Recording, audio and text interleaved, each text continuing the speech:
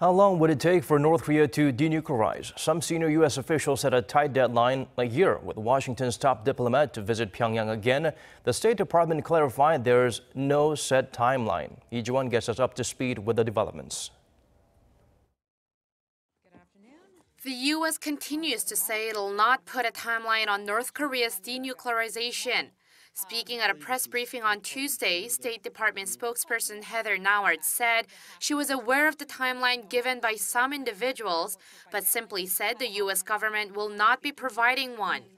Those comments would appear to be in line with what Secretary Mike Pompeo told CNN last week, that there would be no timeline, but Washington would continue to monitor the North's progress.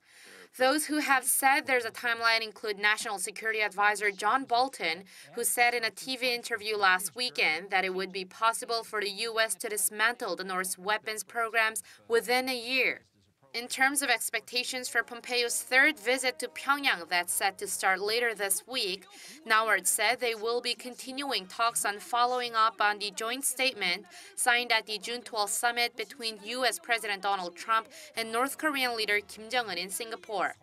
She said former nuclear negotiator and the U.S. ambassador to the Philippines, Sung Kim, had a good series of meetings with his North Korean counterpart in planning Pompeo's visit. She added the U.S. has been very clear in terms of its expectations, which remain unchanged from the Singapore summit. And compared to just last year, Nauert said significant progress has been made. We're in a good spot today. The Secretary is looking forward to having meetings with his North Korean counterparts. And we go into this eyes wide open, but nevertheless, we've made a lot of progress in the past year. While the exact calculations have not yet been done, Nauert said the U.S. delegation will be spending a good bit of time in Pyongyang, with at least a day and a half of meetings planned. Progress with Pyongyang was also reaffirmed by President Trump.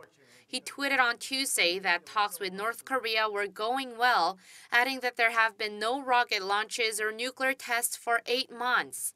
While slamming the Democrats and what he calls the fake news media for their complaints, Trump said that if it weren't for him, the U.S. would now be at war with the North. The tweet caused a stir at the White House on Tuesday, with Press Secretary Sarah Huckabee Sanders being quizzed on whether America's goal had changed from denuclearizing Pyongyang to avoiding war. Sanders insisted the goal remains the same as it has always been, denuclearization, adding the U.S. will continue pushing for that and working closely with North Korea.